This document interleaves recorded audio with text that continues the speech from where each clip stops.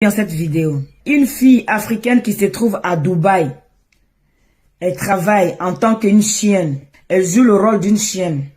On l'a mis dans une case, elle joue le rôle d'une chienne. Chaque matin, chaque soir, le monsieur vient, il la donne bijoux. Elle doit se comporter comme une vraie chienne, l'enfant de quelqu'un. Ces filles, on leur vend du rêve. Il y a des gens qui sont à l'extérieur. Ces personnes leur contactent en disant, viens à Koweït, viens à Dubaï, il y a du travail, il y a la vie meilleure ici. Quand tu viens, tu vas travailler, tu ne vas pas chômer, il y a du travail. Voilà ce travail-là qu'on leur donne. Quand on vous dit souvent, avant de voyager, réfléchissez. Comment ils vont respecter l'homme noir? Tu sais que chez toi, tu ne peux jamais faire ça. Il y a certains Africains qui trompent leurs sœurs. C'est eux qui organisent tout ça. Ces personnes, il y a leurs membres en Afrique. Il y a certains qui sont assises à Dubaï, même à Koweït. Ceux qui sont en Afrique trompent toujours nos sœurs en disant non, non, non, moi je vais t'aider, tu vas partir étudier, tu vas travailler. Et quand ces filles-là partent à Koweït ou à Dubaï, dans les pays maghrébins, on les traite comme des animaux, on leur vend, on les utilise. Pas de respect. Ces filles vendent leur dignité. Regardez l'enfant de quelqu'un, la fille de quelqu'un. Tu pars en aventure, tu te trouves dans une case, on te dit de jouer le rôle d'une chienne. Ils viennent, ils font tout ce qu'ils veulent. Vous qui vendez de rêves à nos sœurs, franchement, ça fait pitié. Ces réseaux-là, même les Africains sont dedans. Ils travaillent avec ces personnes-là. C'est eux qui prennent les filles-là et les amènent dans ces pays et leur vendent. Il y a certains même, on leur frappe, on leur tue. On a vu plusieurs vidéos ici, des cris de cœur, où on voit des femmes qui pleurent. Parce que eux-mêmes, ils ont compris que les Noirs se détestent. Parce que si un Noir a le cœur de convaincre sa sœur en disant, viens, va dans ce pays, amène-moi l'argent, je vais te faire voyager. Et il sait très bien que là-bas, on maltraite les Noirs. Et il sait très bien là-bas, les Noirs n'ont pas de dignité. Il sait très bien que là-bas, les Noirs n'ont pas de respect. Mais lui, il voit tout. Mais lui, il voit toutes ces choses-là. Mais lui, ce qui l'intéresse, c'est l'argent. Ces personnes, on doit les arrêter. Si vous voyez cette fille, c'est d'abord une petite fille, une mineure. Pourquoi se presser aller à l'aventure? Attendez le bon moment. Voulant quitter au pays à tout prix, tu te retrouves dans une situation difficile. On t'a pas dit de ne pas voyager. Mais fais très très attention. Les gens qui organisent ces genres de voyages, quand on te dit, je vais t'aider, tu vas aller à Koweït, il y a du travail. Pour eux, même l'animal est plus mieux que la peau noire. Vous partez, on vous met dans une cave. Et on te dit de jouer le rôle d'une chienne. Tu es là, il vient, il met sa bouche dans ta bouche. Il te donne les manger du chien. Il peut même coucher avec toi. On te fait des déguisements de chien. Et tu sais que, ma soeur, tu sais que dans ton pays, tu fais pas ça. Tu sais que ça là, tu ne peux même pas faire dans ton pays, même si tu es pauvre, même si tu n'as rien à manger.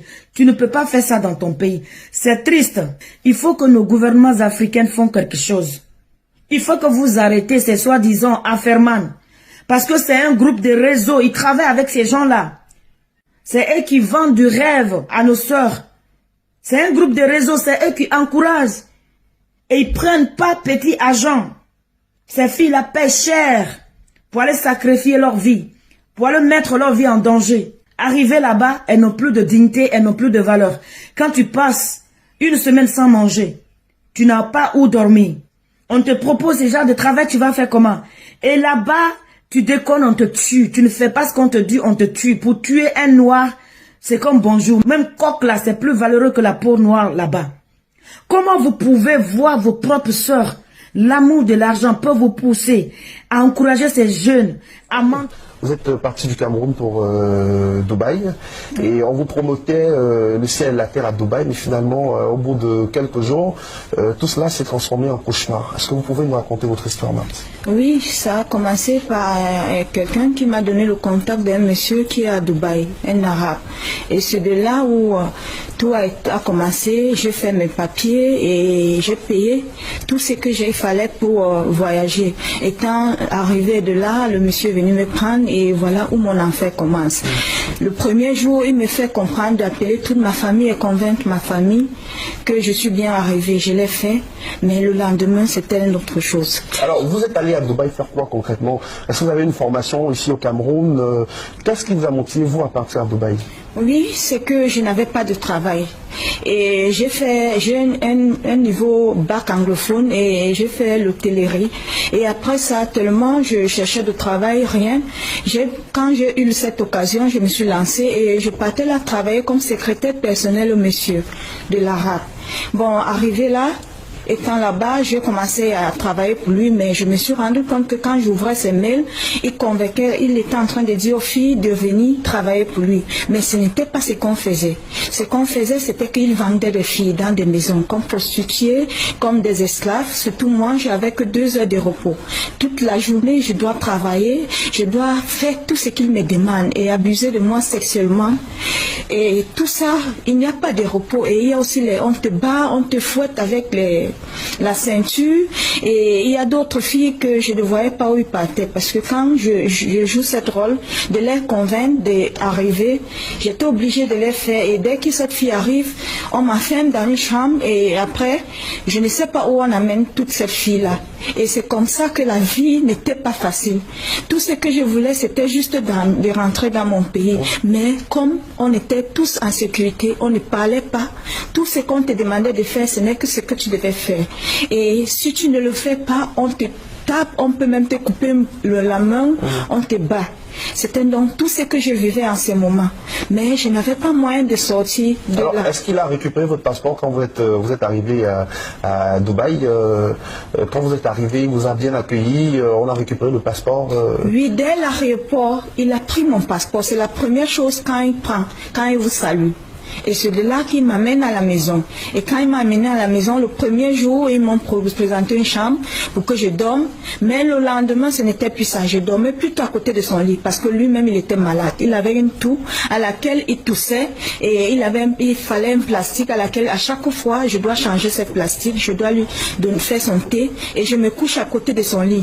La nuit, s'il a toussé, je prends ce plastique, j'arrête et il crache et je porte, je le verse.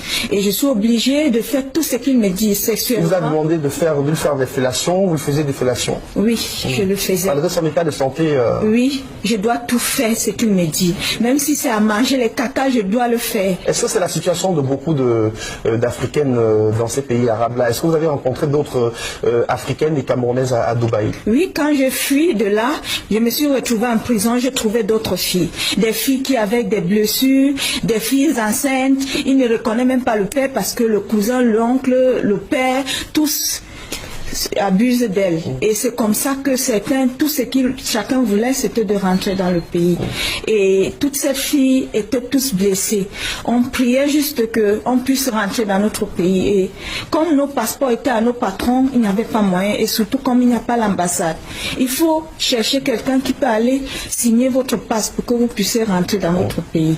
C'est comme ça donc que j'ai trouvé d'autres personnes. Et j'ai vécu vraiment des scènes dans lesquelles je voyais cette fille camerounaise, des filles africaines qui arrivaient. Et je me disais souvent que c'était même sûr qu'on les tuait. Parce que je vivais vraiment certaines scènes.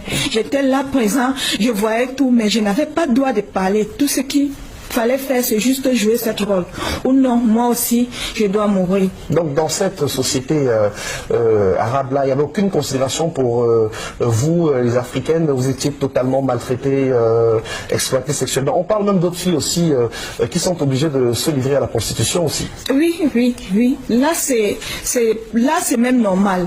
Ce qui est même plus, c'est celle à laquelle on vous oblige à faire des sexes dans des choses que vous ne connaissez même pas sexuellement. Ce qui a été votre cas. Oui. Vous avez passé le temps à faire une fellation à votre maître qui lui était pas en santé du tout. Oui. Et vous travaillez, vous avez que 2 ou 3 heures de repos, on vient vous réveiller et vous ne vous couchez pas bien sur un lit, c'est juste au sol.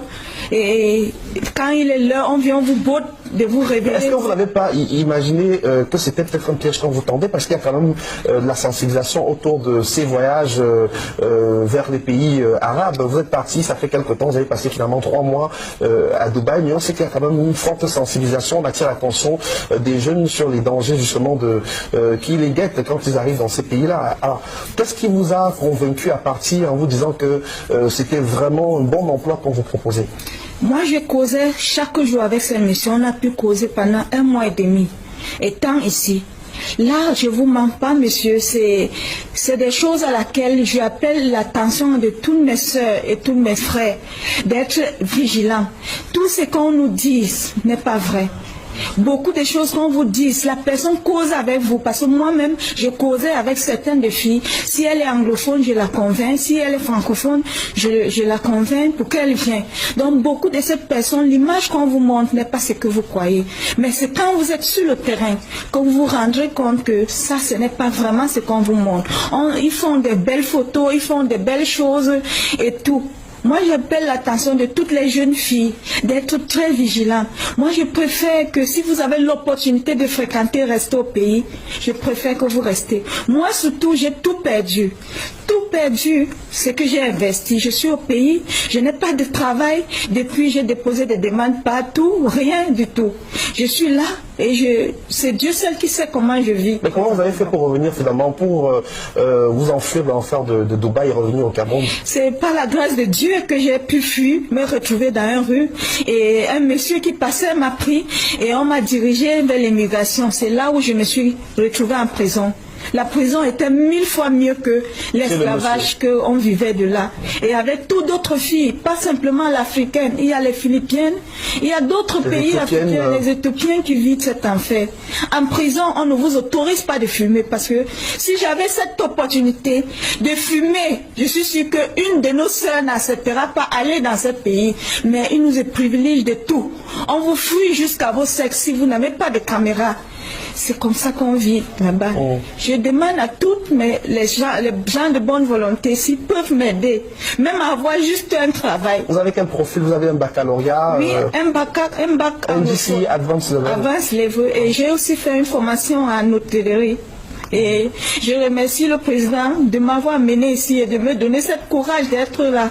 Et je vous bénis tous et je demande aux jeunes filles d'être très vigilantes, de ne pas rêver, comme on l'a dit souvent, les belles paroles, mais sur place, certains n'ont pas vécu. Alors, vous avez vécu un autre traumatisme aussi, parce qu'à cause de cette situation, votre père n'a pas pu supporter et il est décédé malheureusement. Oui, parce que quand j'étais en prison, il fallait que je sorte.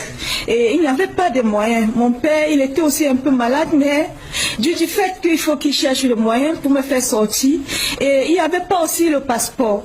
Il fallait beaucoup de prières, parce que le Camerounais, je suis sûre que beaucoup de Camerounaises qui sont là-bas, qui sont enfermés, qui n'ont pas de passeport, ne reviennent plus. On vous envoie au Central Jail, c'est comme ça que vous vous retrouvez et vous vivez toutes vos années là. Si un jour on vous cherche, tant mieux, sinon toute vos vies. Ceux qui n'ont pas peur, ceux qui ont peur d'affronter la réalité et dire la vérité reste là et peut-être... Alors depuis que vous êtes revenu, est-ce que vous avez cherché à rentrer en contact avec le monsieur qui vous a fait partir à Dubaï? Je crois savoir si c'est un pasteur. Oui, le numéro ne passe plus, il n'est plus où je l'ai rencontré. Il n'est plus là. Dans tous ces contacts, dont je l'appelle, le numéro ne passe plus, je n'ai aucune nouvelle. Et le monsieur de Dubaï qui vous a maltraité, exploité sexuellement, l'arabe, vous avez cherché à rentrer en contact avec lui? Il a coupé les lignes.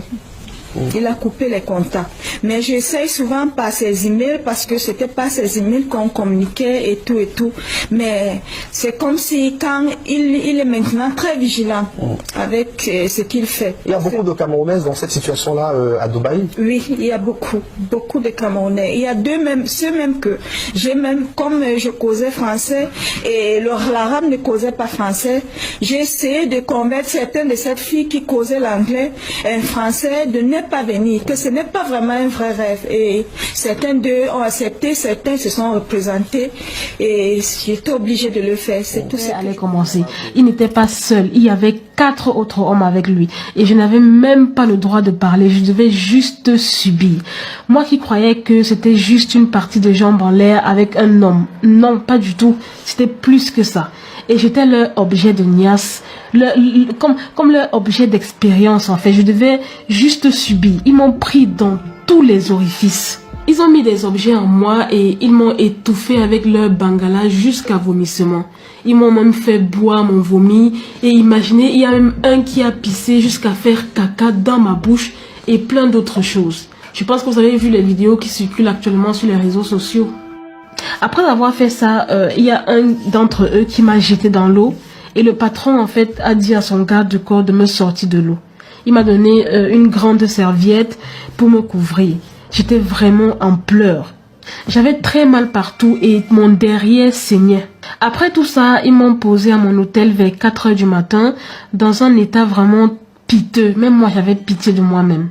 Mon amie est venue vers les 9 heures me trouver. Elle m'a trouvé dans cet état et elle m'a dit « Ma chère, ne t'inquiète pas, tu vas t'habituer. » Et elle aussi, elle était sur un bateau apparemment la nuit. Quand on parle, c'est que tout le monde a entendu parler de Dubaï.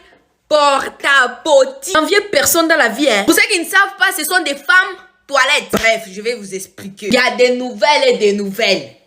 Mais vous les femmes, hein, au juste, c'est quoi? Il y a des influenceurs là qu'on voit sur Instagram, Twitter, quoi. Ils partent à Dubaï, la belle vie, wesh, qu'on rêve. En avion, première classe. Si tu es pauvre, reste pauvre. Des femmes là, qu'elles arrivent à Dubaï, elles savent déjà, elles sont allées chercher quoi? Les termes et les conditions de leur contrat. C'est quoi les contrats maintenant? Dans le contrat là, dès que tu arrives à Dubaï à l'hôtel, d'abord tu n'as pas accès à ton téléphone. Donc là, c'est pour une durée, c'est d'une semaine ou de 2 semaines que tu vas coucher avec des Arabes, des gens là bizarres et ils ne s'arrêtent pas seulement au rapport. Maman, ils partent jusqu'à te faire caca dans la bouche. Mais c'est quoi ça? Ils irriguent dans